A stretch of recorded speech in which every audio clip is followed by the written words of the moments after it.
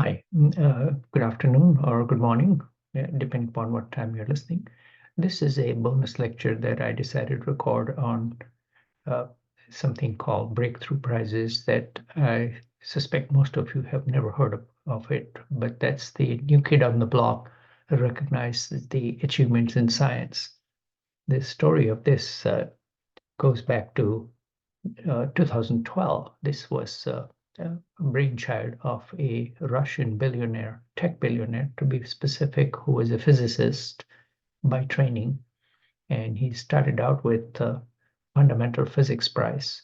And compared to Nobel Prize, this was substantial amount of $3 million. And followed by this, other Silicon Valley billionaires joined. You may recognize at least some of the names. Zuckerberg, the Facebook fame, Sergey Brin, Google fame, and Wojciechowski, who is the founder, CEO of 23andMe, the genomic company, Priscilla Chan, who is wife of Zuckerberg, and Jack Ma, who is one of Asian's Silicon Valley. He's from one of the Chinese companies that he heads. And the categories were expanded later on to include the disciplines of life sciences, which is a broad category of biology as well as health sciences. And unlike Nobel's, it included mathematics also, which is, we won't get too much into it because the categories are very esoteric. Now, in 2013, they started with a bang, so to speak, and they included some of the well-known giants in genetics, cancer medicine, and biology to start with. Okay, I'll go over some of them, and the one who actually is a founder of stem cells is, and later on went on to win the Nobel Prize, is Shinji Yamanaka, who is a very patient Japanese biologist who was working with molecular biology, had taken skin cells in the mice, infected them with virus to introduce 24 carefully selected genes. And finally, to their surprise, they found there were cell colonies. And then systematically, they just started eliminating several genes. Now, these are the genes which actually do not cause disease, obviously, but do uh, uh, something called a transcription factor that modify the action of other, probably hundreds of genes. And he was able to narrow it down to about four factors. And and that was the, let me jump to one more slide, and that will illustrate the thing. If I can show that here, that he was able to, the names are not that important, but you can just see that these are and they came to be known as Yamanaka factors. And so this was, this sort of, it's like every mother promising their child that you can grow up to be whatever you want to be. And so the skin cell can turn into anything, liver cell, heart cell, even brain cells, so those are, so dramatic change. And that finally made peace with the philosophers and the ethicists, and the, you know, uh, right to life people, that there won't be, embryonic stem cells will be needed. Now, the side story is that, again, the gnomes work in a different ways too. There was a scientist at University of Wisconsin named James Thompson, who had done the similar work, and why he was ignored, for recognition by both of these institutions, it's hard to know, and we'll have to wait for 50 years for the Nobel minds to be. Okay, and the big advantage of Yamanaka's method was that the problem that was occurring with uh, the standard embryonic cells, that because sometimes the cells were getting too ambitious, and there is a fine line between growth and cancer. Cancer is basically unchecked growth, so that was the problem. And even in babies, sometimes you get some weird tumors there called teratomas. And that was a problem that Yamanaka was able to avoid. And so that was, and that again, that the similar method was done on a more trickier basis by another person who's probably the Nobel Prize winner with the best set of hair. His name is John Gudrun, and he was the founder of cloned mammals, the well-known Dolly. And they used energy from UV radiation. Okay, so obviously, then that just changed. Initially, they work with small animals, and then later on mammals. So, and that was the start of in vitro fertilization. You can just say that was. So they were both, pioneers in a totally new field. Okay, and so we, okay, moving on to other person who is an equally giant in oncology, because as you may recall that there are a lot of thoughts as to some viruses can cause cancer, and later on, that during the Nixon era, people spent, a lot of energy and time looking for a virus as a cause for cancer, and starting from Rouse sarcoma. So, but that's another story which we'll talk about in the medical Nobel Prizes. And but eventually, people thought that there was heredity had a lot to do with it. So cancer is a genetic disease, and Robert Weinberg is a so-called founder of cancer biology, and he came up with what is known as, the hallmarks of cancer. This is one of the most heavily cited papers in cancer. It's caused by mutations within our cells. So is when mutated, there's to uncontrolled proliferation. So the seminal insights in both varieties of mutations that take place, and finally there are varieties of genes. One called RAS, which is the founder of gene that one of the there's big genes that is involved in cancer. So he was discoverer of some of these foundings. Okay, let me see. I think I missed one or two. Okay, and then he also worked with something called the retinoblastoma genes. This is a eye cancer that occurs in children and can be pretty devastating. And it's something called, when I talked about the class on genetics, we talked about cancer is a two-hit disease, that one mutation you inherit from parents that is recessive, but sometimes you get unlucky. There is a spontaneous mutation that takes place. So combined with, you get, retinoblastoma, this tumor in both eyes sometimes. So that can be, so that was called RB gene. So that was predicted a long time ago, back in the 30s, and was finally put on a solid genetic basis. Okay, and then there is another particular gene which is called the guardian of the genome, called P3053, and when that gene protects you from, if there's a mutation with that, then you're likely to get cancer. On the other hand, if you have more copies of it, you don't get cancer, and that is the thing that you see in elephants. Okay, now let's see some of this. This is the Breakthrough Prizes. They does things with a style. They combined Hollywood glamour with the scientists. So, they don't have, America doesn't have kings and royalty, so they've gone the different route, so to speak. Here, and it says that this next Okay, I'll move forward. miracle or more powerful force is in life sciences. These are all great thinkers whose passion led them to make truly transformative advances. In my mind, that would be the death sentence of science in my laboratory. I'm a kid from Brooklyn, New York, grew up on Flatbush Avenue. I was a math kid, didn't do any science whatsoever. As a child, I was heavily interested in little animals, and I was always going to be a biologist. I didn't get particularly good grades, but I understood things quickly. I'm not a very creative person, though. I'm just a very curious person. Being able to satisfy my curiosity about how things work. It's just something I learned from my father. In high school, my little scientific compadres and I stole all the sodium from the earth science lab, and we flushed it down a toilet, which we blew off the wall. In elementary school, I was called the brain. In high school, I was only one among many. In college, I was probably in the bottom quarter of the class, but who knows what all that means? I grew up in the time in Holland when a woman was really, her goal in life was to marry and have children. My mother's father was a rabbi and his father. How come I didn't become a rabbi? That's a question my mother often still asks me.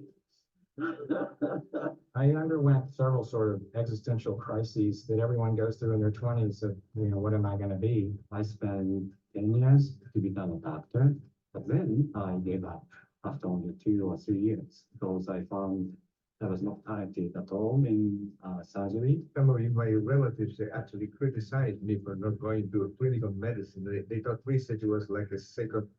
Now, and now some of these lesser known people, this Napoleon Ferrara, he's Italian, I think, and he had discovered something called the anti-VEGF therapy. So now vascular growth factor, and that is better known as a popular drug called Avastin, which is used for macular degeneration, those expensive $3,000 injections that you get for so-called wet macular degeneration.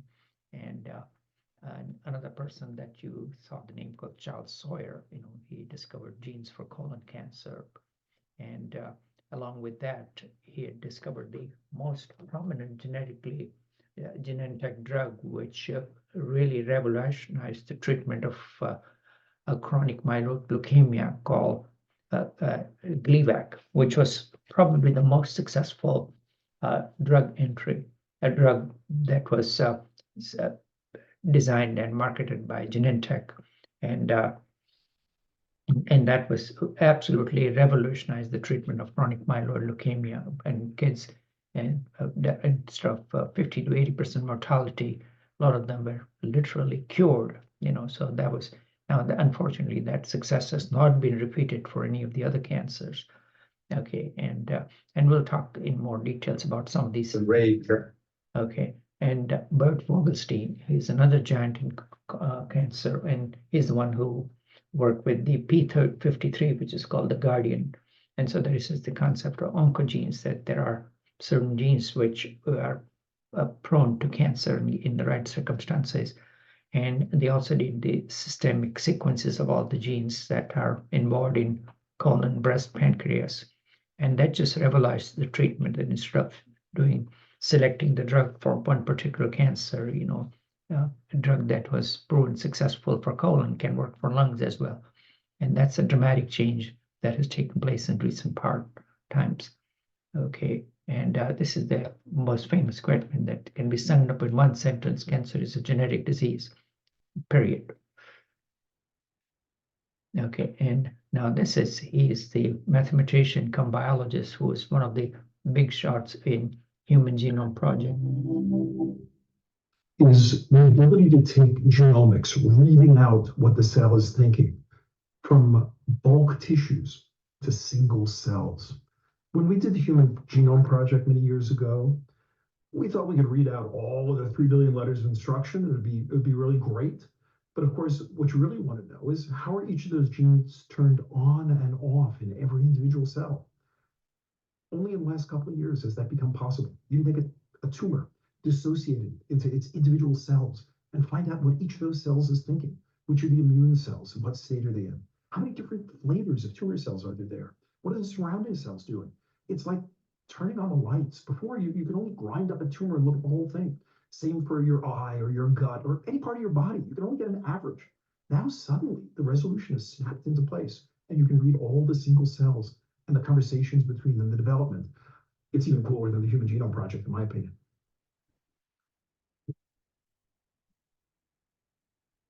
That's really interesting.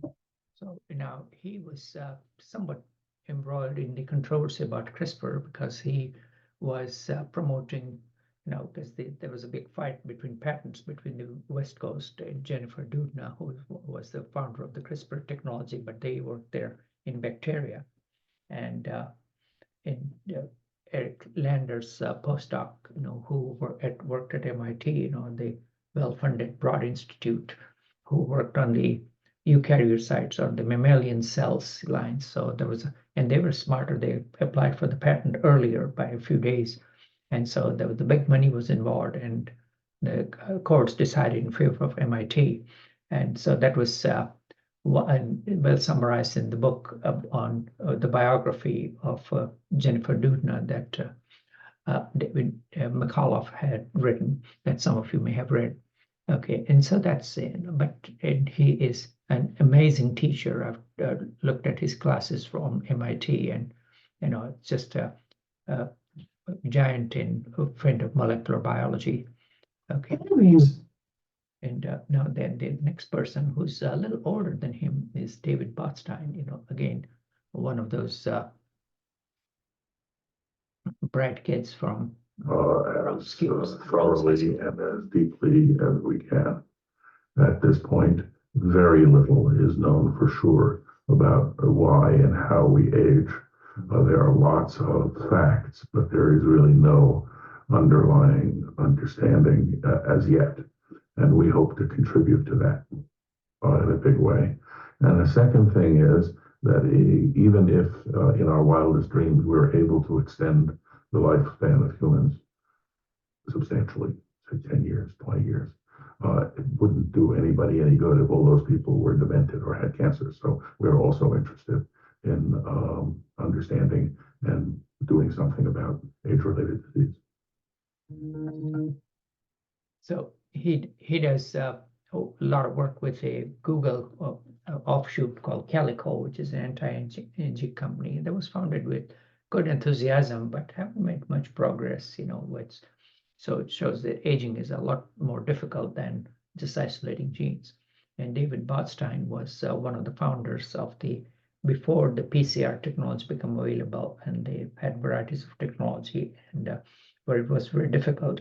And he figures largely in finding the gene for Huntington disease, which is a pretty devastating disease, and which was much more common in an island of Venezuela due to something called the founder effect. And it's a very interesting story in genetics by a woman who had both parents had Huntington disease and managed to collect blood samples, and was able to instigate the gene location, genetic basis of Huntington disease, called Nancy Wexler.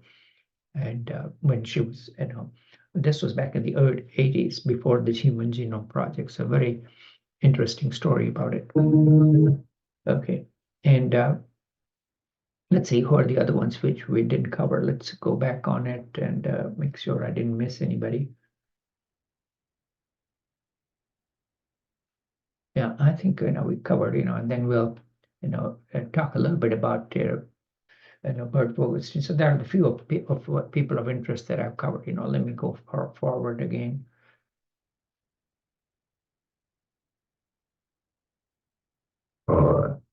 Okay, moving on to 2014. I think I've picked only one or two people from this.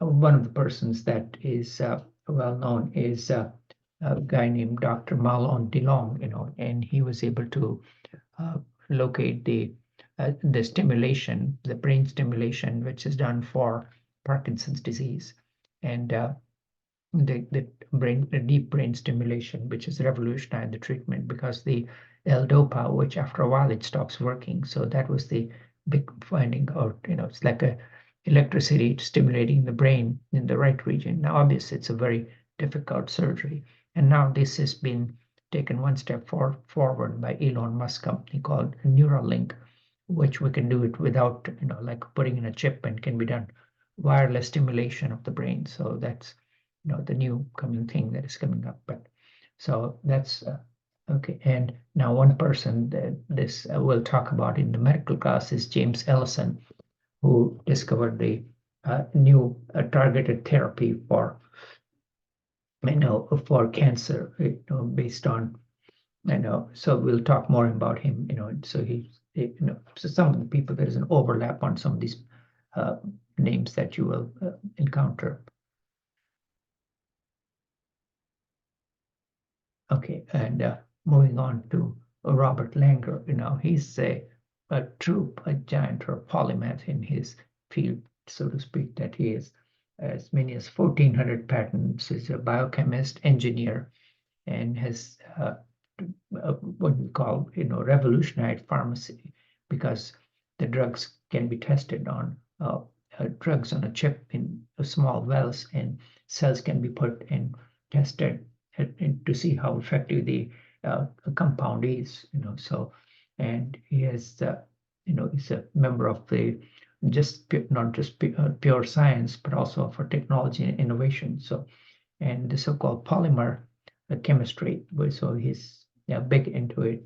And further on, and regenerative medicine as well as, so is a man of multiple talents. Okay, another person which we'll move right on to is a Russian. So now the awards for this, and you'd see as to how much US has benefited from immigration, because a lot of these people are immigrants and naturalized Americans. Starting on with Alexander Warshawski, is a Russian American. He's worked on, as you can guess correctly, this a protein called ubiquitin, which is, but as the name implies, which is all over, in all types of cells, plants, animals, eukaryocytes, mammals. So it's like the workhorse, that works with, as degradation of the proteins, because, we have thousands and thousands of protein and they need to be destroyed. So this is the protein, and I'm sure that Peter will talk more about it in his class on protein. Okay, so this protein chemistry is expanding at a dramatic rate, and artificial intelligence figures very heavily into it also. And I think, moving on to, I'll have the scientist talk for himself. Let's see if this plays nicely. I'll play this a little faster type thing, so for the sake of time. Physical chemist who was interested in molecular biology. Most people, so much younger, I spent most of my time with books like these people, and these books very often were biographies of mathematicians, physicists. I saw them as people who were interested in interesting things to the exclusion of everything else, and it applied to me in spades. When I came to the United States, MIT offered me a laboratory, but then one day, and it was 1991, a letter arrived from Caltech, and one thing led to another, and I ended up at Caltech.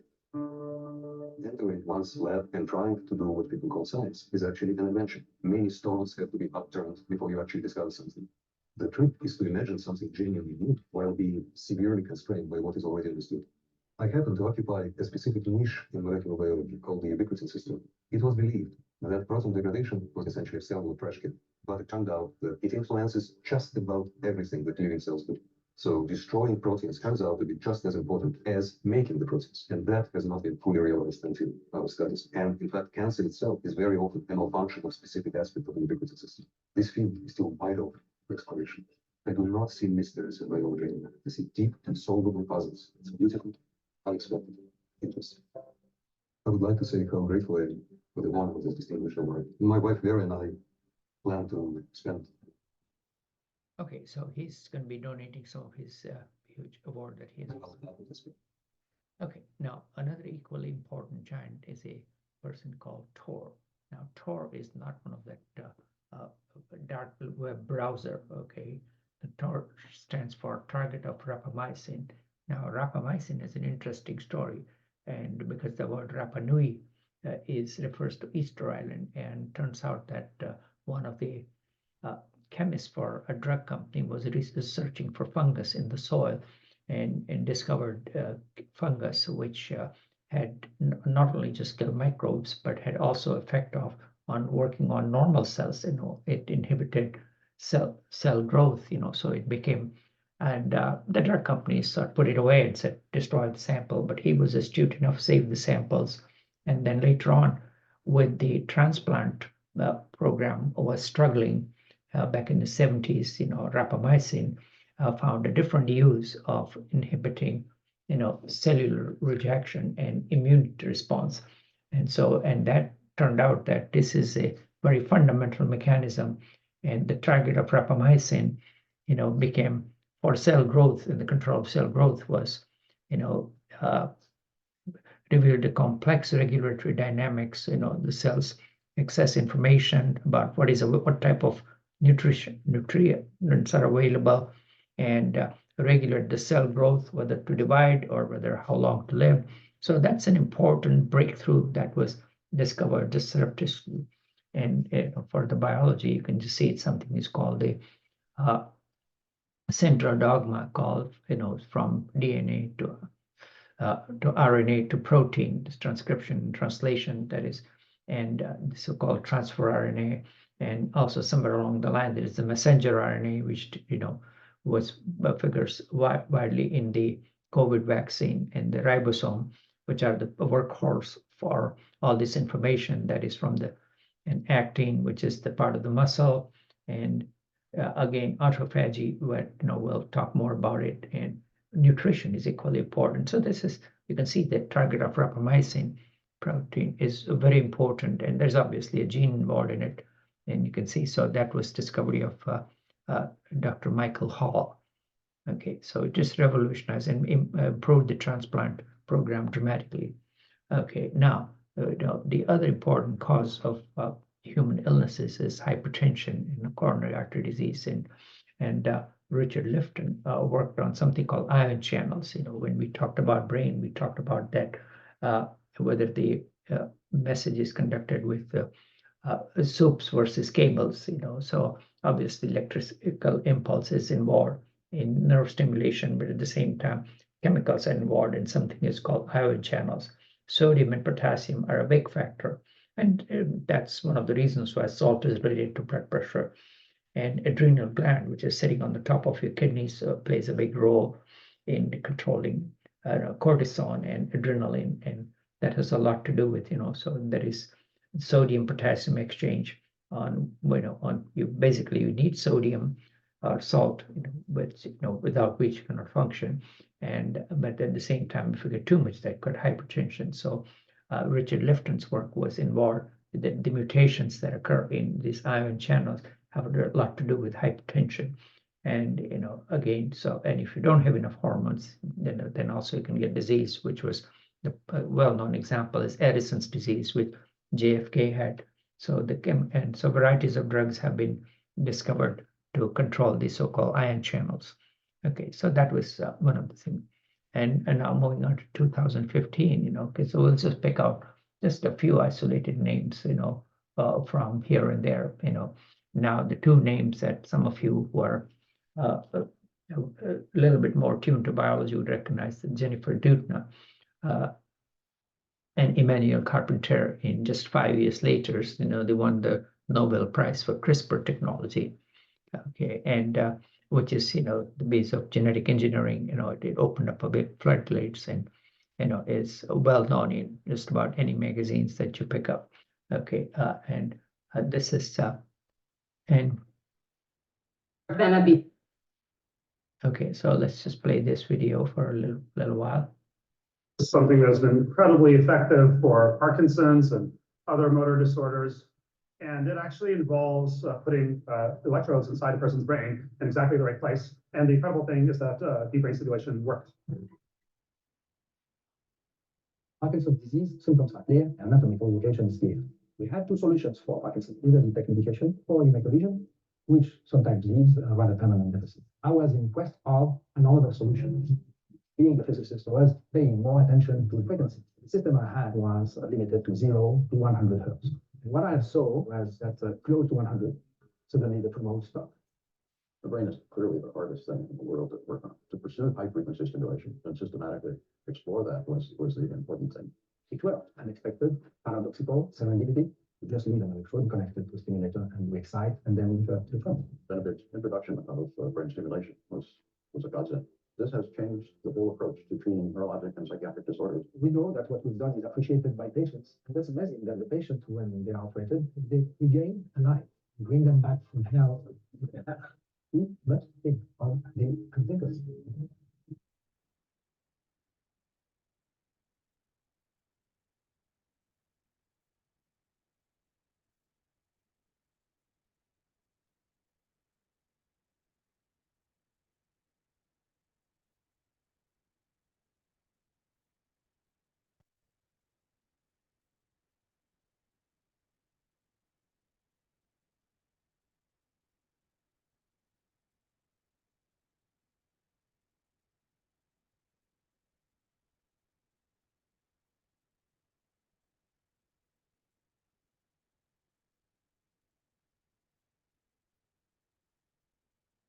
In the film, we just saw a 14-year-old boy was about to begin his deep brain stimulation treatment for dystonia with Dr. Benabid.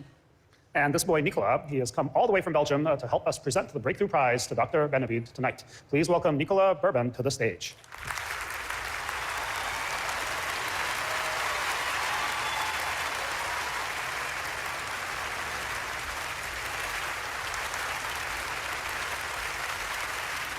Dear Professor, I would like to thank you for giving me and my family back a new and a better life. Je vous remercie pour tout de tout mon cœur. Merci. For the discovery of deep brain stimulation, which has revolutionized the treatment. Please, Benabid. So we've seen this, and I think CRISPR will have more videos on that later on. Okay, so we'll continue with that. Okay, I think have. So a thrilling.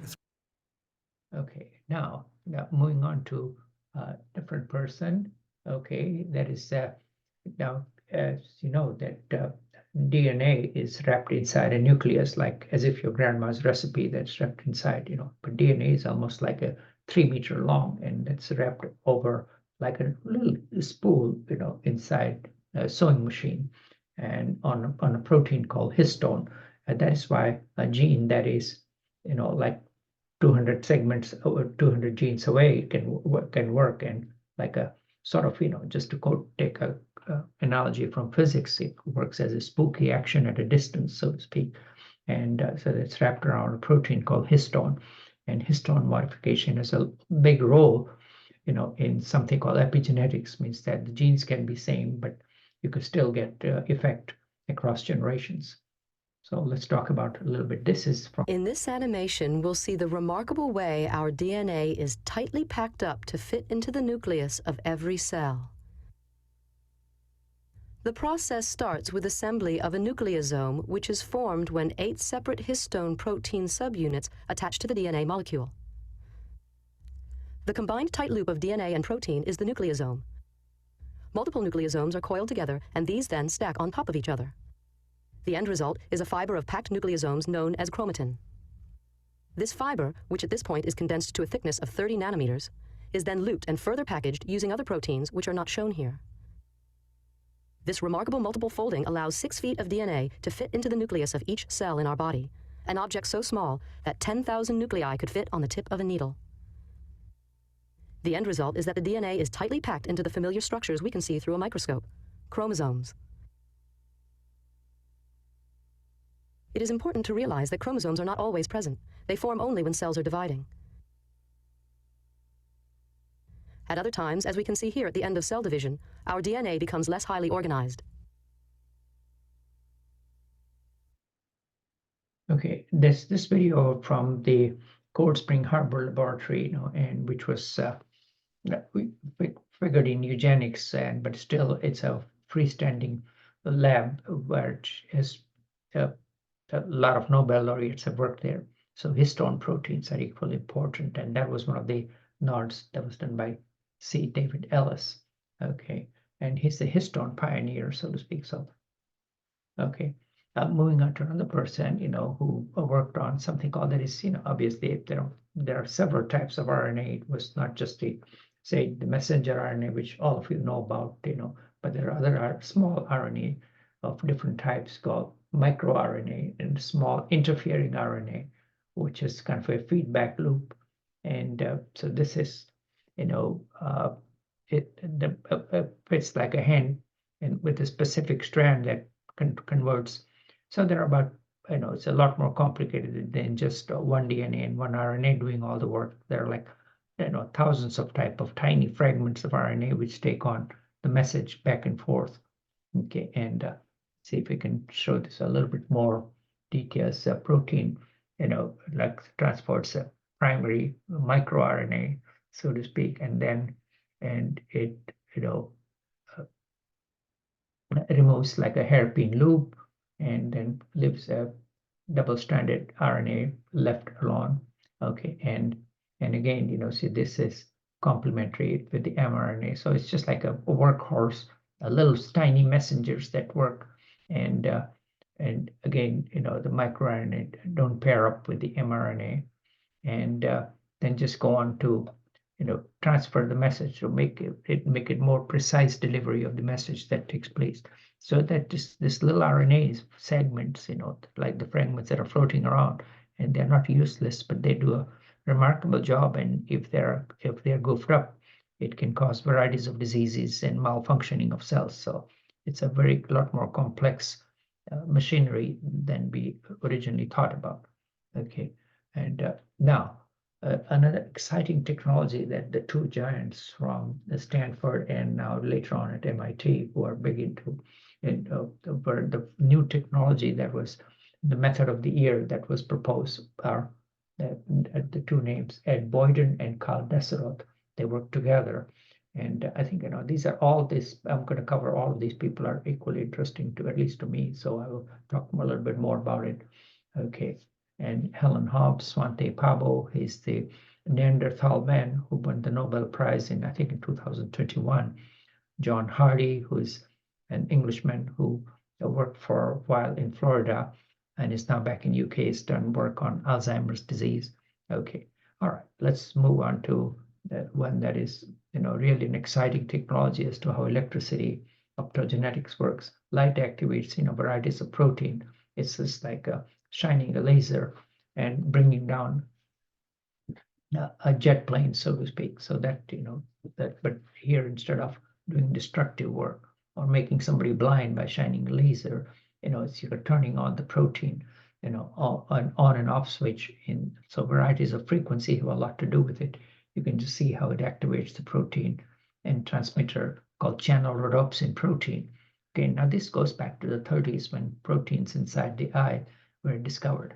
That that's how the eyes interprets the image when the light enters through the cornea and through the lens, and it stimulates the nerve endings, and your optic nerve, and that's how the message is transmitted to the visual cortex. Similarly, the yellow light works differently. It's the on and off switch, as you can see how.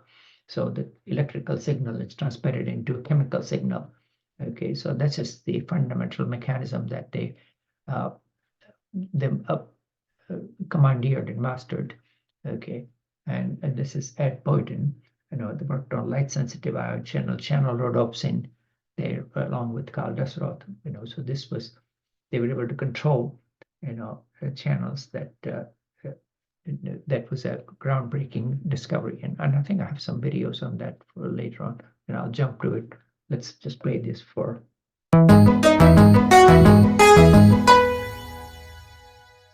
The brain is made of maybe thousands of different kinds of cells called neurons that are built into very dense intermeshed networks that communicate. Each of these neurons computes using electricity. The cycle implements behavior and thought and emotion, all these different kinds of things. We also think that deficits in these electrical computations underlie many brain disorders that affect over 1 billion people around the world. In optogenetics, what we're doing is we're putting molecules that convert light into electricity into neurons, the cells of the brain. Then when we shine light on those neurons, light gets converted to electricity and allows us to turn on or off those cells. The goal here is to find a way to control the electrical activity in some cells and not others in the network. To do that, we had to turn to the natural world. It turns out that throughout all the kingdoms of life, in plants and funguses and bacteria and so on, you can find photosynthetic or photosensory molecules that convert light into electricity. So we borrowed these molecules from nature, and then using tricks from the field of gene therapy, we can put them into neurons. Now, these molecules can convert light to electricity, and they do it just in the neurons that we want to control, and not all their neighbors. So we can deliver these molecules to some cells and not others, and then when we shine light on the network, we can turn on or off that subset of the cells. If we can turn on or off a set of cells that's embedded within this dense matrix, we can figure out how do they contribute to a behavior. For example, if we can turn on a set of cells, we can figure out what kinds of behaviors can it initiate. If we can turn off a set of cells, then we can delete it momentarily and figure out what it's necessary for. So by being able to dial in information into cells in the brain and to delete them, we can try to figure out how they contribute to networks and the behaviors and diseases that arise from brain computations. We can hunt down the exact set of cells that are contributing to a specific disease state, or which, when activated or shut down, will remedy that disease state.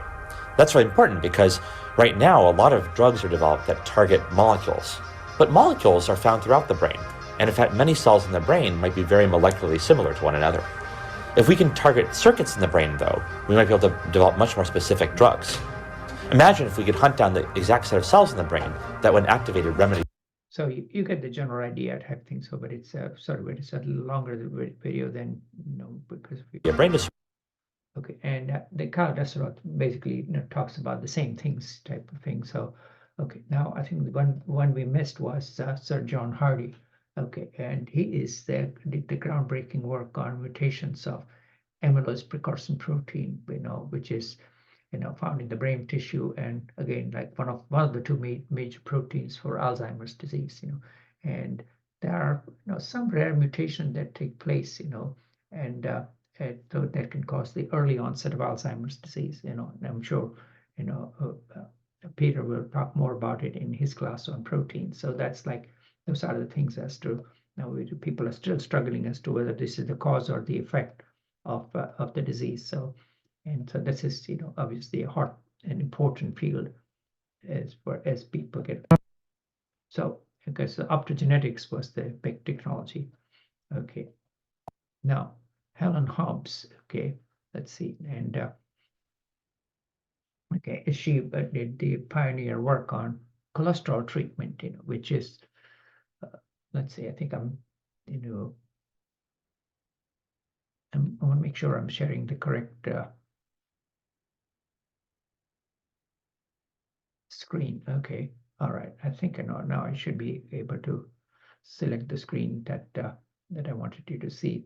Okay, Helen Hobbs, did the pioneer work on sometimes cholesterol therapy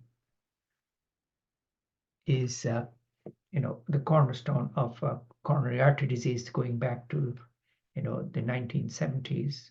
When when it was proven that the cholesterol hypothesis was put on solid ground, and two guys, received the Nobel Prize for discovering something called the cholesterol receptors in your liver, that when you, and Brown and Goldstein. So that just revolutionized the treatment of coronary artery disease, and the ideas were started in the 50s and then later on extrapolated. And then the discovery of statin therapy, we'll talk more about it when we talk about medicine. And but unfortunately, the problem with the statins that they only work to some certain extent, that not everybody gets to the desired levels. And the axiom is that the lower it's the cholesterol, the better type of thing. So that's the thing to slow down the progression. Okay, that's been dramatically changed from the so-called LDL cholesterol of 130 to 100 to even lower. Is recommended to slow down the progression. And because statins were poorly tolerated, a new type of drugs which were discovered, okay, by Helen Hobbs. This is called an enzyme mutation that takes place. I'm sorry. Yeah, this is in. Don't try to remember this name of the gene, propratin convertase. So this is, if there is a mutation in this particular protein, this has to do with remarkable progression of the receptors that takes place. So, but if you can block this particular protein, it can slow down the dramatically lower the cholesterol. Okay, all right, and so that was some of the work, and these are the new drugs that have been marketed now. Let's see.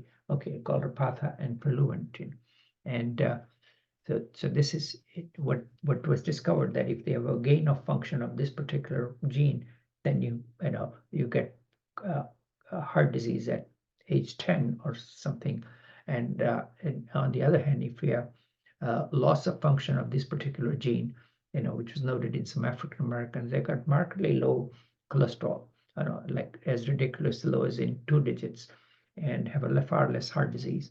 Okay, so this was the discovery that changed the and the two drugs which are unfortunately have to be administered intravenously.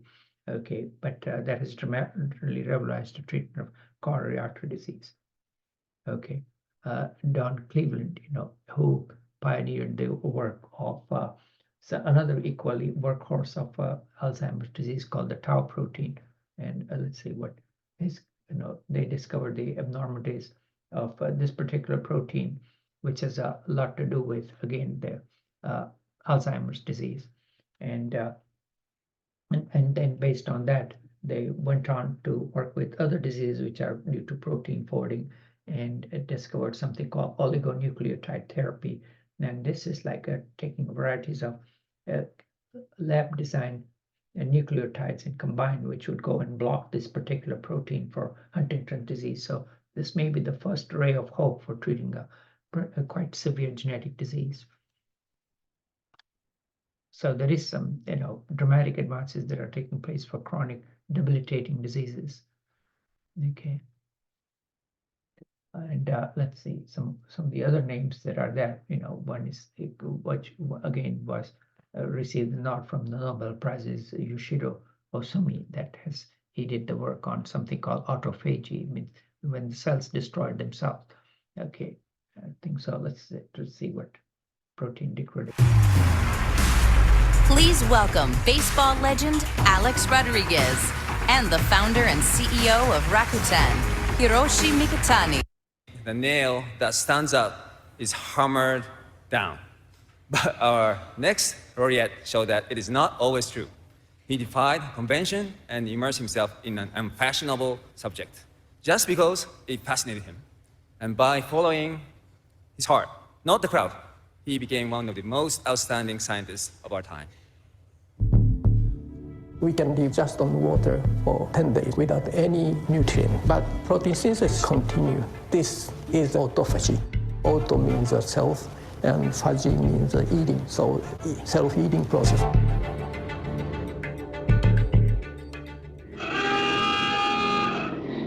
I was born in 1945, just a half years before the end of World War II. Everyone in Japan was quite poor, and it's not so easy to get food. In nature, life is always threatened by starvation. Fortunately, we have some evolutionary mechanism to survive. In our body, we are making 200 to 300 grams of protein every day, but we intake 70 to 80 grams of protein. That means most of the protein synthesis is maintained by our own protein degradation. Autophagy is one of the most important pathways to degrade protein inside the cell. Without autophagy, cell cannot survive. When I started, I didn't expect autophagy to be very important to medical application, but we found autophagy is important for degradation of the harmful protein that cause the... Sorry, I think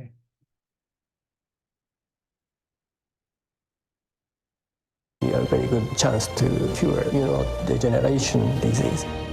That's the way basic science plays important role for human beings. Elaborated on much of his research and... Okay, so that so then later is a lot of hype type thing. So, but that was one of the groundbreaking discoveries in science, which was received a Nobel Prize in the year before, actually. So academic paper. Okay, moving on to 2018. Okay, so let's see the names that I've picked out. Now is somebody who is different, which is not associated with a human this thing, but for plant biology. So this is again the immigrant saga continues. So you can see that she's a Lebanese American who has, you'll see if the clinicians will amongst the group will be able to diagnose what illness she's suffering from. So. Middle of all the boys, so I was the brunt of a lot of their bad jokes, and and so going into a lab or working in science where it's a male-dominated kind of humor, I knew about that stuff. It didn't really bother me. I could shake it off a lot easier than some other women that were my contemporaries. Yeah, so yeah, they gave me the thick skin I needed. I guess that's the real answer. Yeah. If you hadn't become a scientist, what do you think you would have done? I don't know. I mean, I think I had a dream I could be a dancer or something like that. But, I don't think I would have done that probably. I don't know what I would have done, actually. So did you know you wanted to be a scientist at an early age? No, I didn't. I was a late bloomer. Pun is intended in that case. But, yeah, because I was devouring books when I was young, but they weren't really science books.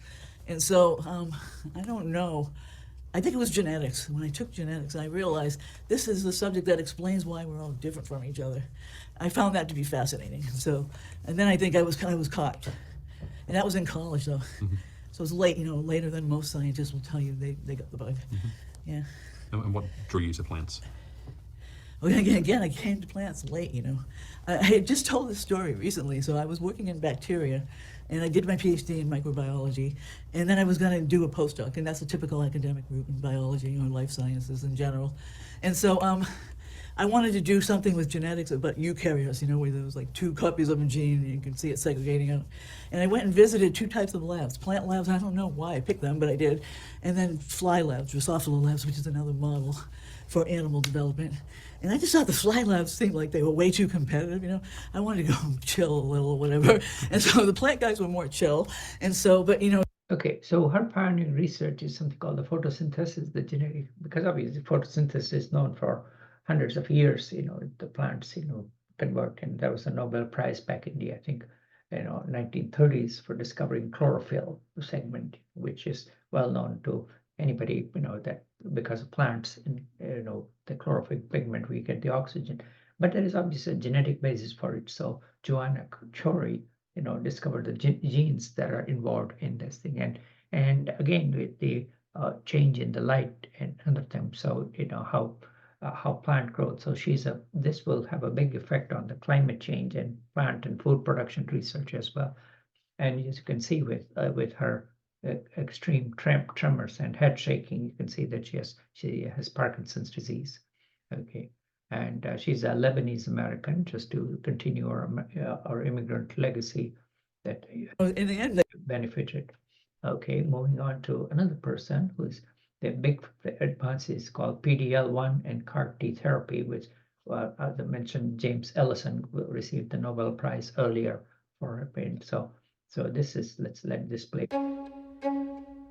Therapy. So we're at the very beginning now of a new era.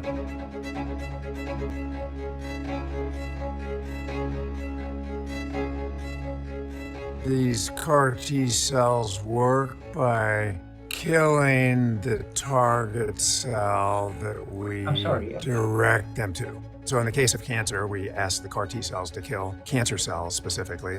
We do this by taking cells out of your body. 1, 2, 3. We reprogram them and inject them back into the patient. The precision of a CAR T cell is exquisite. It will kill whatever we ask it to kill and then leave the rest of the cells in our body alone. And that's very different than chemotherapy, which doesn't discriminate so well. It's called synthetic biology. We can make cells do things that nature didn't allow them to do in the first place.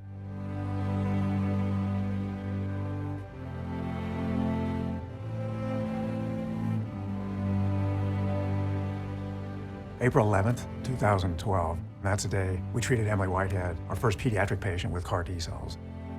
About 5 to 6 days after she was treated, she had a violent reaction. She was in the intensive care unit on a respirator with failing organs. The physicians and the family thought she might die. And that was all due to the immune system killing her leukemia. She had pounds of leukemia at the time. We gave her a medicine called tocilizumab. It had never been used before in a cancer patient. And within hours, she woke up. And it was definitely a remarkable event. I mean, when she woke up, the clouds were clear. And within just over a week, she was in remission.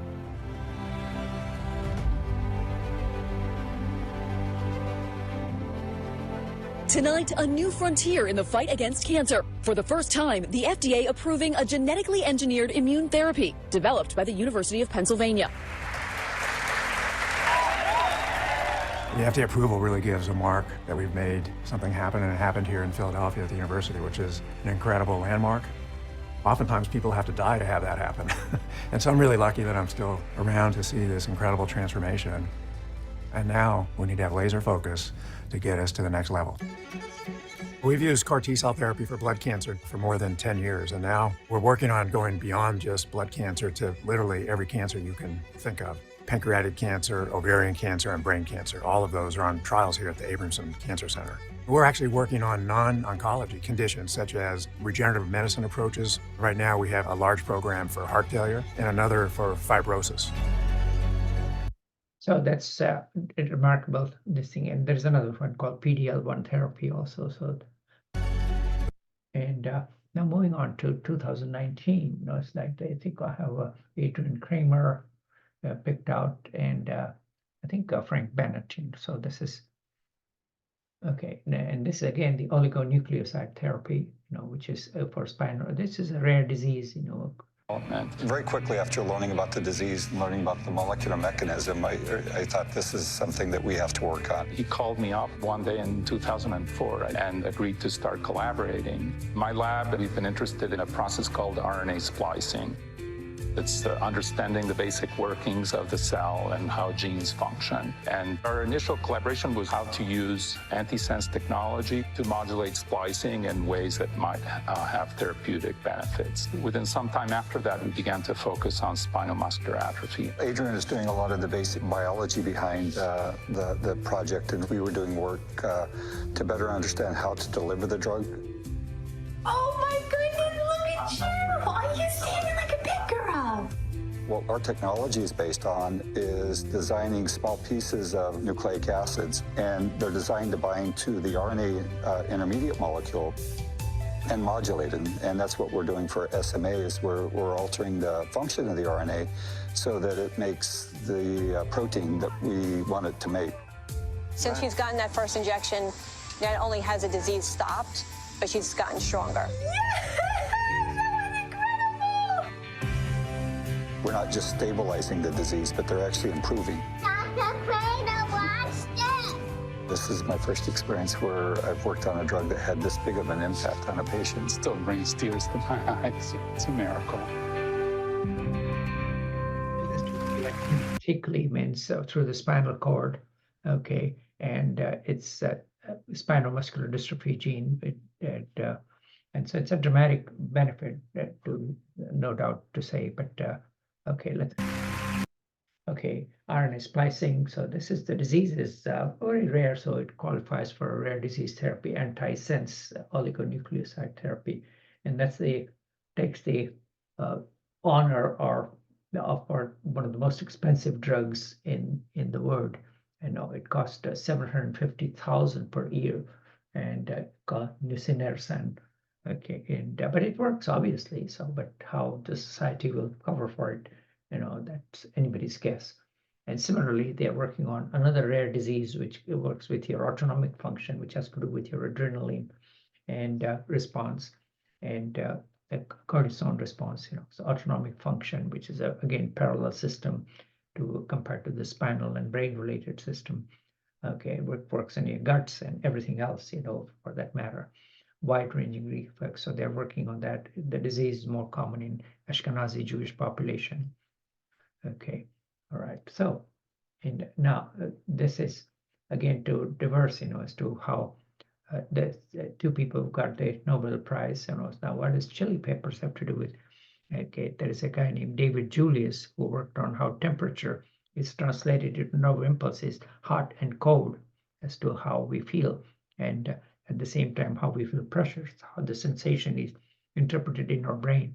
So this was the work that was done in the 90s, how it works from. So they worked with a simple compound from chili peppers. Let's just see how that found in nature affect our senses. Let's take in a little of his world. How do we feel the world around us? What is pleasure? What is pain? David Julius has discovered how molecules found in nature affect our senses, from the mind-altering power of poisons and painkillers to the heat of a chili pepper. I've always been fascinated by natural products and how plants and animals have evolved to make chemicals that we can exploit for research and to understand the biological world. Natural products give us chemical cues that we can use to hack into the nervous system to understand how it works. I think what's fascinating about sensory systems is when you come to realize that every animal sees the world in a different way. How does a snake see the infrared world? How does a shark detect electrical fields to navigate through its environment? We've used natural products like capsaicin, which is the pungent agent in chili peppers, as a sort of chemical probe to identify molecules in our body that are involved in pain sensation. Sensory systems enable us to construct an internal representation of the external world. By understanding the fundamental mechanisms of pain sensation, Julius is pursuing a path that could lead to new treatments. Why do we feel pain and how do we do that? The pain pathway in its purest form, is designed to protect us from injury. A key question is to ask how pain becomes debilitating and outlives its usefulness as a warning system. How can our brain trick us into thinking we're feeling one thing when it's really something else? Evolution and the natural world are really the great teachers of biology.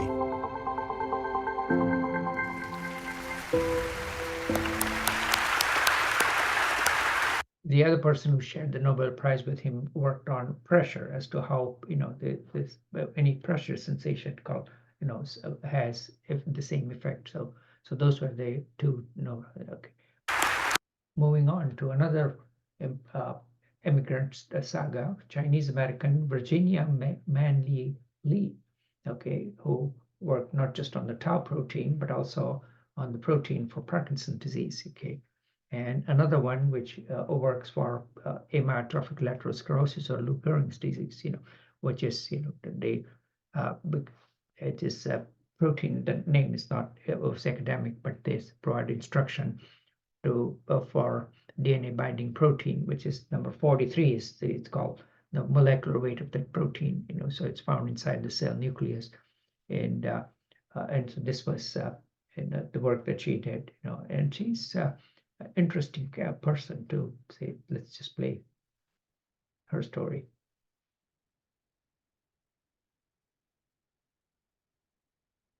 So tall, and you're just, so dominant, and you like to be in charge, and no men would want to marry you.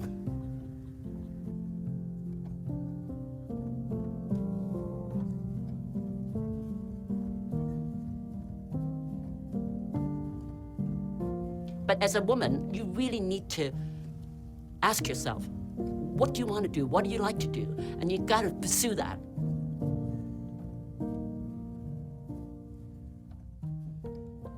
In Hong Kong, I had the opportunity to compete for this top school in high school. And I was accepted, and I was delighted, except that everything was taught in English. I looked around the class, and I said, well, they're better than me in English. But I said to myself, well, we all have the equal opportunity for science. In that high school, I realized that I have a good affinity for the sciences and for math. But my mother didn't want me to go into sciences, so she sent me to the Royal Academy of Music in London to study piano when I was 16. I really didn't like playing the piano. I mean, I have no talent to be a concert pianist, and I don't want to teach little kids playing piano. That's not a good way to make a living for me. When I decided I want to drop out, I said to my mother, I said, I'm going to apply to university and to study chemistry. And so I did. I got in, and I got into university. And so my mother at that point, and and my father said, well, you got to support her. But as a woman and being Asian, and particularly in those days in the 60s, not having role models and not having really people around me to tell me that you're pretty smart, you can do this stuff. I really just sort of bumbled along, and I thought, okay, people get the PhD, and so I finished my PhD, and at that point I still didn't know what I wanted to do. But I was developing an interest in neuroscience, and the brain sort of is fascinating, and it fascinates me. So I applied for a postdoc at the Children's Hospital and in Boston. My boss, actually, he was not that smart, and I was not so interested, and so didn't think I wanted a job in academia. At that time, I already met my husband, John, and he transferred his residency from the MGH to Penn. And then because I needed a job, I needed to move to Philadelphia, I said, well, maybe I'll get a job in industry, so that's how I ended up at SmithKline. I was at SmithKline for a year, and I hated it. My boss don't know any science. I mean, they don't know what's going on. So after 1 year, I was bitching and moaning, and John said, you shut up or you get out. At that time, his boss said to me, well, if you get a grant, then you come work here. So I got 2 grants, like within a year. And so I have a position. But at the same time, during that period, I was enrolled at the Wharton School for an executive MBA. And so I did all of that, all at once. So I said to myself, if I can do that, I should be able to be successful in science, for crying out loud. My husband, John, is a neuropathologist, and I'm a biochemist. And we developed this pipeline doing research on neurodegenerative diseases and built up this program at Penn. I got grants, I got promoted, and eventually they gave me an endowed chair. So it's, you know, she's a tough lady, to put it, you know. Okay, and again, so there are some other people who worked on some more basic science. You know, this is the word chaperone literally means chaperone for protein, because the proteins need their help. So with a little help from friends, you know, they are like the ring-shaped proteins, which you know, keep the other proteins in line. You know, just to make it as simple as one can. And I think I'll leave it to the protein chemist to explain it more, what they do. I think so. But that was the work that was done by Arthur Horwitz. Okay, and now again, so we're moving on to the next years. I think now that we'll pick out a person named Richard Yulee, okay, and Catherine Dulac. I think a couple that I've selected out from this. Okay, Richard Yulee worked on, you know, programmed cell death in the role of mitochondria, which are the workhorse in it. Because originally in evolutionary, it's like the archaeal cell that got inside a bacteria and decided to make peace with it. And so the mitochondrial DNA is the one that you could get from your mother. And they worked on something called the Parkin gene, which has a lot to do with Parkinson's disease, and two other genes, which has to do with the energy and of this particular things. It's just people didn't suspect that has a lot to do with Parkinson's disease, but it turns out that the energy delivery system has quality control, you know, and clear as the more Parkinsonian protein folds, you know, the mitochondria decrease. So I think, I'm sorry, I thought I had a slide for that, but let's just go ahead, and I think it's probably it. The first discovery of this breakthrough, we found something completely unexpected. We already knew that PINK1 was a Parkinson's disease gene on the mitochondria. We found PINK1 recruits Parkin to eliminate the damaged mitochondria. The mitochondria completely disappeared. No one had ever seen such wholesale disappearance before. That pathway encompasses two different Parkinson's disease genes working hand in glove. If you walk in a direction no one's ever walked, you can see things no one's ever seen.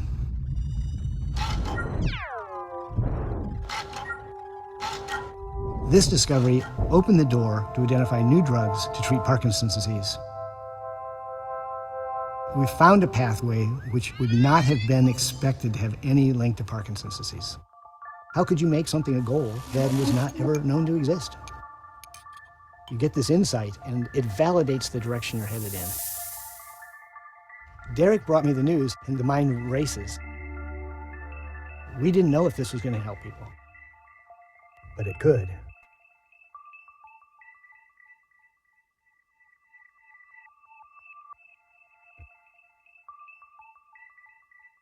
So he's worked closely with the Michael J. Fox Foundation, okay, because that has to do with the early onset disease. So, but this was totally groundbreaking discovery as to how gene and protein and energy, they're all intricately related to each other.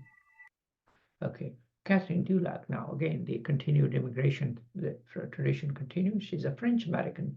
She's a neurobiologist, you know, and I think she's worked on as to how behavior of parenting and the wiring that takes place in the neural circuit, you know, affects the behavior at a later age, you know, and obviously all of you have heard about pheromones, which stimulates this thing. So, and these changes that take place into the nasal, through the nasal pathway, and the information that you acquire, you know, affects your behavior at a later age. So hormones and neuropeptides, you know, provide, so that's the men and women are, you know, different, so to speak. So that has been, and she's been instrumental in promoting women in science work as well.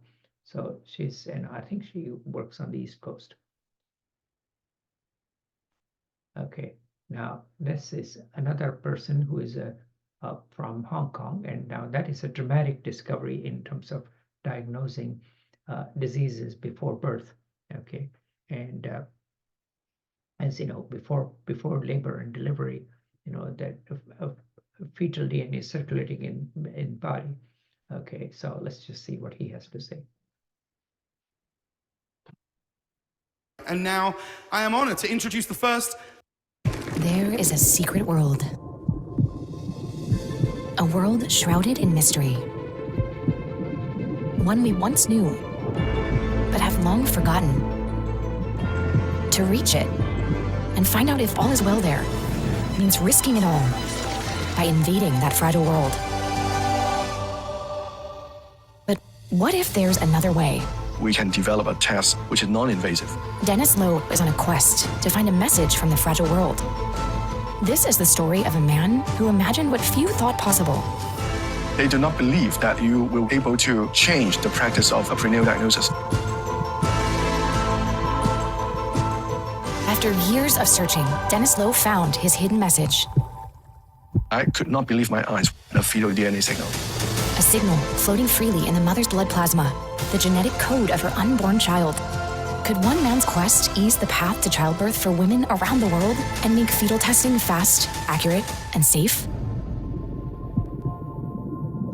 Dennis Lowe, The Fragile World.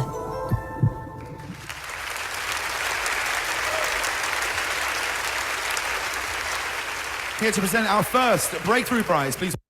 Prenatal tests were often stressful for pregnant mothers. To get reliable genetic data meant inserting a needle into the womb and removing cells. For about 1 in 200 women, that triggered miscarriage. Dennis Lowe knew science could do better, but proving it meant taking a big risk with his medical career.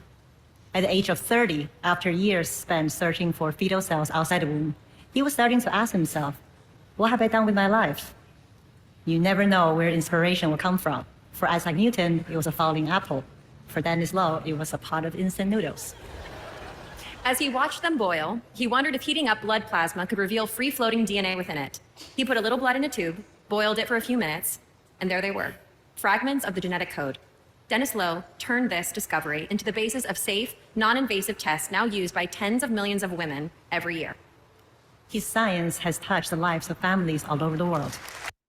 Okay, so this was the start. Was they took the initial thing, but the Rh factor, the incompatibility, because otherwise you get the early abnormalities in baby's blood, and that hemoglobin drops dramatically. That's called Rh incompatibility. So this is the way to diagnose early Rh mismatch type of thing. So positive versus negative.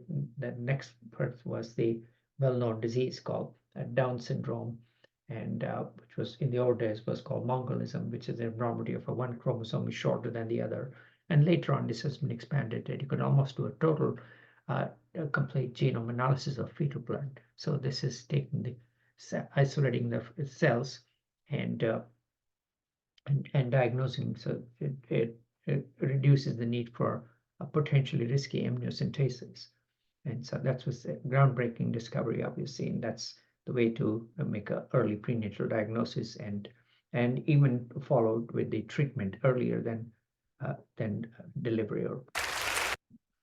Okay, 2022. Okay, now these are the two well-known persons, like those of you may recognize the two names, Caitlin Carrico and Drew Weissman. So those are the people who saved millions of lives, and in 2023 they got the Nobel Prize and for mRNA vaccine powered by Moderna. So okay, and now I think this is worth letting it play.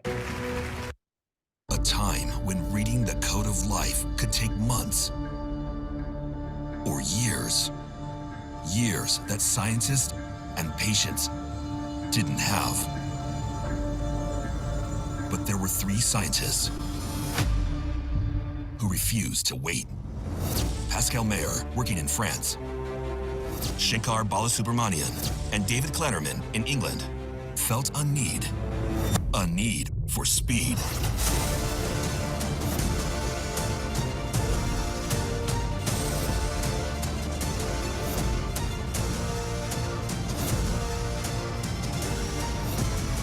Thanks to their breakthroughs, today we live in a world where scientists can read genomes over 1 million times quicker to describe entire ecosystems, discover the secrets of life and how to preserve it, and accelerate the course of human progress.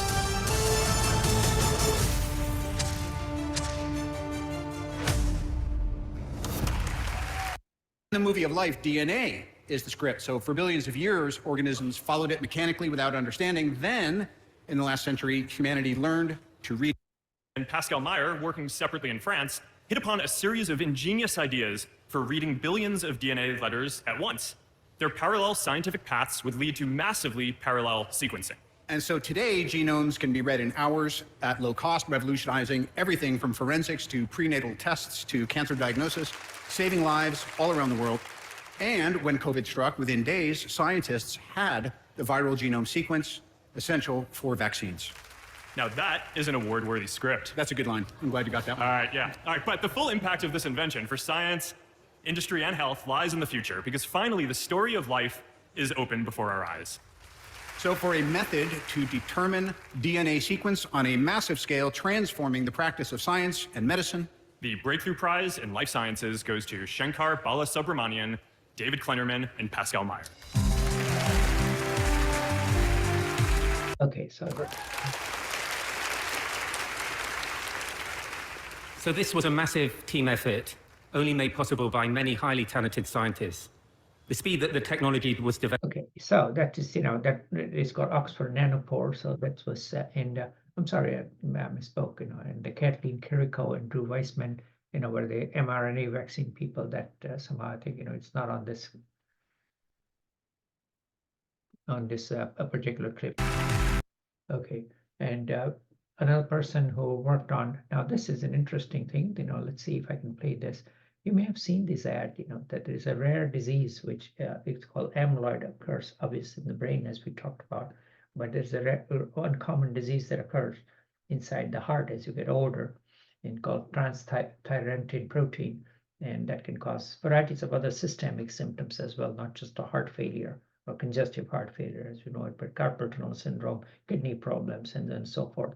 So a drug has been discovered for this called tafamidis, and that's why you see the ad that if you have these symptoms, talk to your cardiologist. You may have this ATTR type. So this is, this is their ad. Let's see if I can get this to play. I think I'll have to stop this share and do the other share if I can.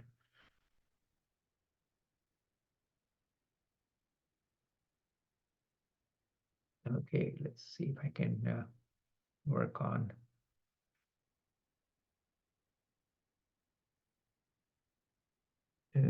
Okay, design. Okay, screen one. Okay, share.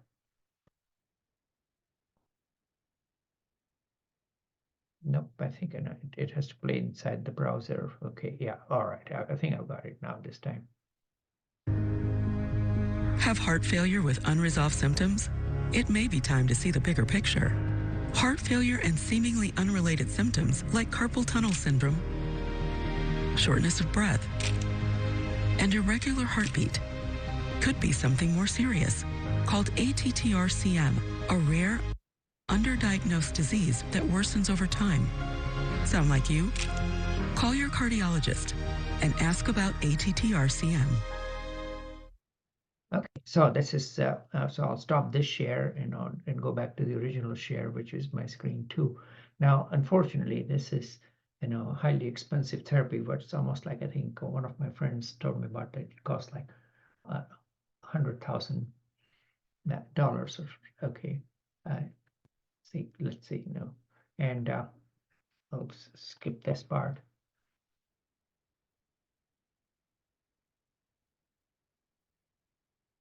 Okay, and okay, so the cost is substantial, to put it mildly, so this is, and these are the two guys, and as usual, they discovered the things in the famous pub, where Watson and Crick, so this is where their pub, the British Indian Shankar Balasubramanian and next generation sequencing, so that was also the tech price, so the affordable, and this was even taken in the fields or in Brazilian jungles or even in space. They had taken this equipment to do a DNA analysis. So it's a very easy way to do a genome sequences. Okay, we're coming down to 2023, and obviously, people have heard of, a DeepMind company, which is, which the brain behind him is the genius called Dennis Hassabis and Emmanuel Mignon. So this is, obviously was during the election era. That was okay. Let's see what and he's a Cypriot Brit, and was a chess prodigy, PhD in neuroscience, computer science, was a founder behind the misspelled, I think, AlphaGo and AlphaFold, which discovered the protein structures and outdid the biochemist. And you and the living world around you are run by intricate nanomachines called proteins. But to do its job, each protein must fold into a unique 3D shape. For over half a century, the life sciences faced a fundamental mystery: how to predict the shape of a protein from its genetic sequence. Then 2 years ago, scientists at DeepMind, whose machine learning system solved chess and Go, revealed AlphaFold, an AI that solves the protein structure prediction problem, and they gave it free to the scientific community, opening a path that promises new vaccines, therapies, nanomaterials, and a far deeper understanding of the nature of life. For developing an AI that accurately predicts the structure of proteins, Demis Hassabis and John Jumper win the 2023 Breakthrough Prize in Life Sciences. And now this company has been swallowed up by Google, I think. Okay, so this was a dramatic thing. So there are people whose impact is huge in multiple fields. Okay, and very different lives. But there's one thing all of them do: sleep. Science is just beginning to grapple with the mysteries of sleep. What is sleep for? Why do we dream? And how do we transition between sleep and waking? In narcolepsy, sleep intrudes suddenly and sometimes dangerously into waking life, but no one knew why until two scientists figured out what was going on in the brain. Their laboratories discovered that a loss of the protein orexin causes narcolepsy in both animals and humans. As a result of their work, drugs that stimulate the orexin receptors have now been shown to reverse symptoms in narcoleptic patients. For discovering the causes of narcolepsy and paving the way for new treatments for sleep disorders, Emmanuel Mignon and Masashi Yanagisawa win the 2020. Okay, this is, and some of there is one particular breed of dog, I don't remember which one, they are very prone to narcolepsy, so they're kind of humorous but tragic videos as to how the dog is just strolling along and all of a sudden, flops down to the floor. 23 break. And obviously, it's a pretty risky business when it occurs, Okay, now we're coming out to almost the present year. So these are the people who developed cystic fibrosis treatment for only a rare type of cystic fibrosis. Again, we'll just let it play for a second. Cystic fibrosis is a cruel and deadly genetic disease affecting the lungs and other organs. The cause is a malfunctioning protein, a kind of gatekeeper that lets salt in and out of cells. Determined to find an effective treatment, a team of scientists searched thousands of molecules for one that could fix the gatekeeper protein. Finally, they found one. Then they found more and developed them into a combination of treatments that are now improving and extending lives around the world. For life-transforming drug combinations for cystic fibrosis, Sabine Hadida, Paul Negulescu, and Frederick Van Goor win the 2024 Breakthrough. Okay, so this is, obviously a combination therapy for which, again, cystic fibrosis is more common in North European ancestry. A lot of people may have the gene, but everybody doesn't get the disease. Unfortunately, the people who have this particular mutation are not that common, but again, that's a start. So the human brain is the most complex object known to science.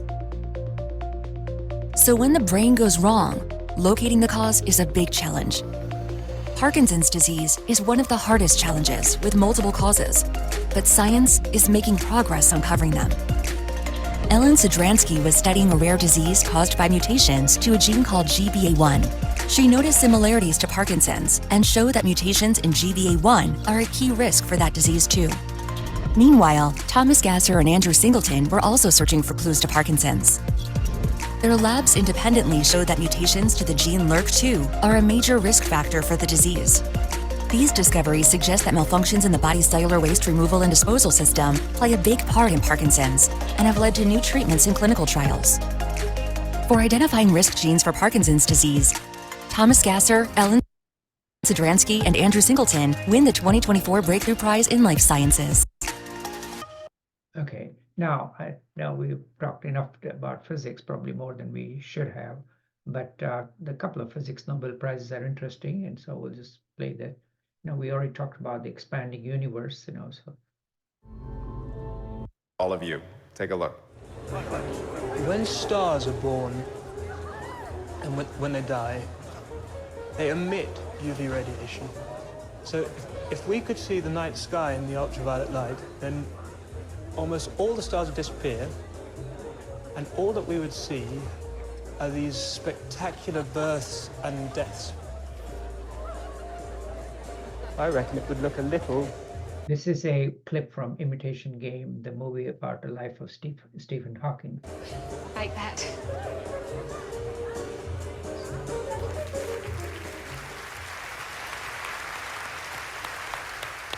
Our next presenters are the star of The Theory of Everything, the brilliant actor Eddie Redmayne, and with him is one of the founders of the Breakthrough Prize, Mr. Yuri Milner.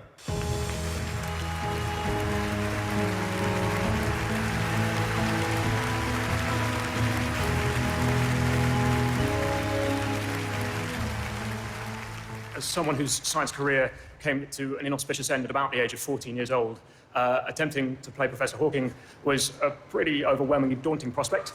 But even though I had immense trouble attempting to understand the intricacies of string theory, I do know this, that while Stephen's body went into physical decline, his mind has never stopped expanding to new frontiers. And one of the questions that Stephen has thought deeply about is why the universe is so large. From the viewpoint of fundamental physics, it's remarkable that it's so big and getting bigger. What's even more remarkable is that a few billion years ago, someone released the brakes and stepped on the gas pedal. Many people thought that expansion of the universe was slowing down, but instead one day in 1998, we woke up and discovered that its expansion was accelerating. What we wanted to know was, as the universe expands, does it slow down? Gravity, everything in the universe pulls on everything else, and we expect the universe to slow down over time. We set out to try to find out if the universe was slowing.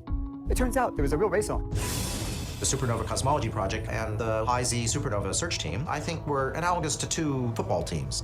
We hadn't really agreed a lot on anything in public. We were a threat to them, and they were a threat to us. The two teams had to use the same instruments, so that meant that we were applying for the same telescopes. We'd be flying down to Chile, and we'd be passing each other in the airports.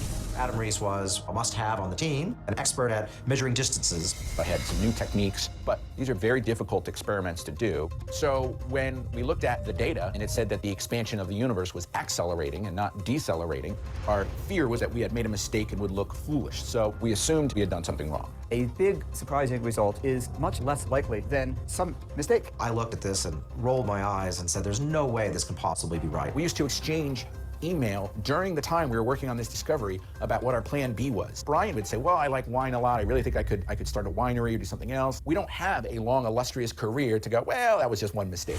I cannot believe the universe is actually accelerating. The big surprise was that gravity was working in reverse. It was pushing rather than pulling. The way this race ended is that it was such a dead heat. It certainly did not hurt to have two highly competitive teams arrive at the same crazy answer. You know, your mind is just, I can't even fathom that. You never know what you're going to discover. The magic of science is to see for the first time something that, you know, nobody's ever known or seen before. It was a result that allowed us to ask a whole new range of questions. Okay, and there's didn't put in a slide, but saw Paul Buter has a slide about the biggest advantage of, and they won the Nobel Prize, by the way, later on. Okay, and that his biggest report. So what's the best thing that'll happen to you? I'll get my own parking space at Berkeley. Okay, and now this readings. Local gravitational fields are increasing exponentially every. Please welcome LeVar Burton and Breakthrough Prize founder Mark Zuckerberg.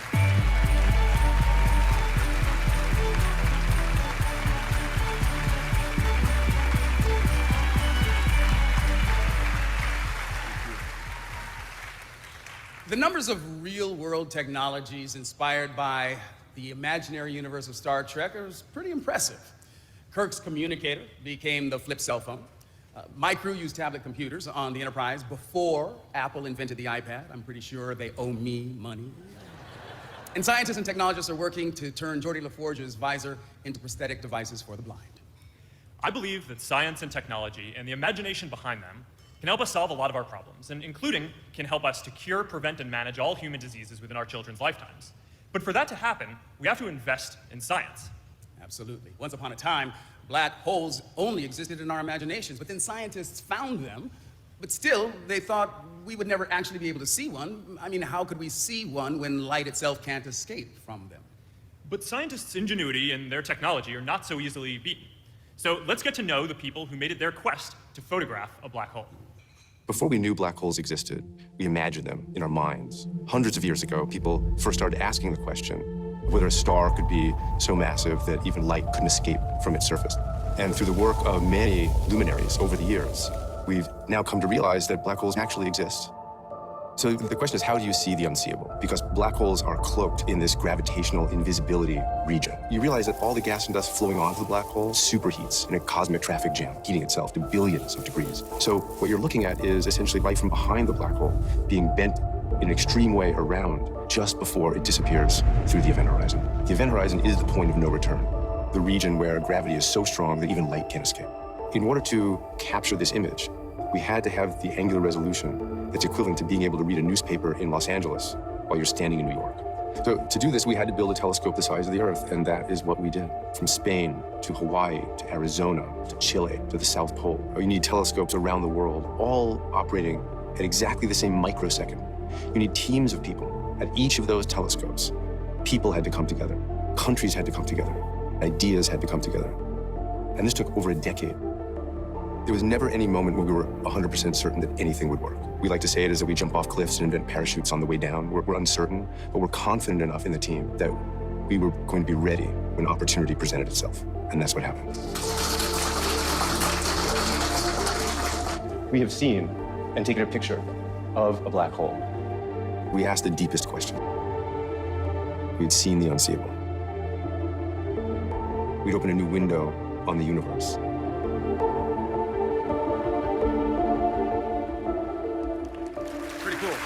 Amazing.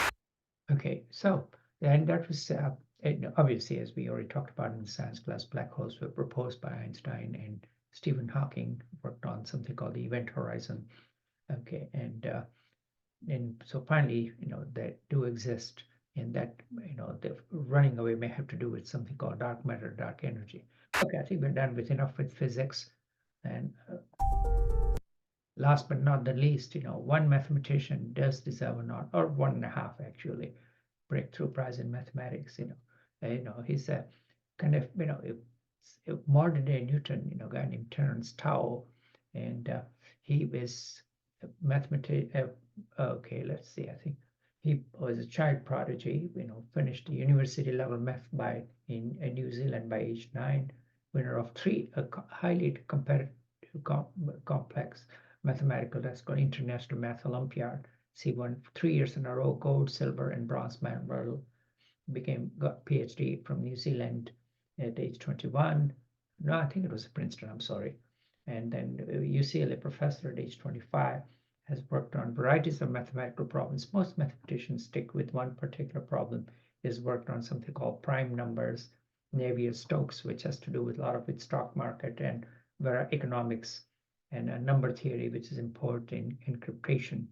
Okay, so this Terence Tao, and okay, let's see, and so here we can read something about him here. Oops, sorry, clicking back on the wrong thing here. If I can. Okay, and so he's worked on all sorts of mathematical fields, type thing. So he's like mathematician. So number theory and integers, and so it's a very complex work that he has done. So, but he is way ahead of when other mathematicians create problems for him to solve. Okay, and now mathematics is strictly a male word, and an Iranian woman, and was one of the first women to win something called the Fields Medal in mathematics, and had Harvard PhD, and had done pioneering work in mathematics. And unfortunately, it just goes that she died at a young age of breast cancer, in spite of the best treatment available at Stanford for the day. So here she is, the little woman standing in front of other Fields Medal winners. Okay, and the Breakthrough Prize people have instituted a Miriam Mirzakhani Prize for young mathematician PhDs. Okay, so she's recognized and will be remembered for a long time. And here's Terence Tao with the so-called eccentric man of mathematics called Paul Erdos. It's almost like the 6 degrees of Kevin Bacon's separation in movies or in Hollywood. So 6 degrees of everybody's ancestry can be traced down to Erdos' number as to how far related they are to Erdos. So Erdos was a character by any means. So he used to travel with one suitcase and continued doing productive research until his late 60s and 70s. Most mathematicians are spent by their 30s, and you peaked. You achieved as much as. So I think we have covered a lot of material here, and I'll stop this.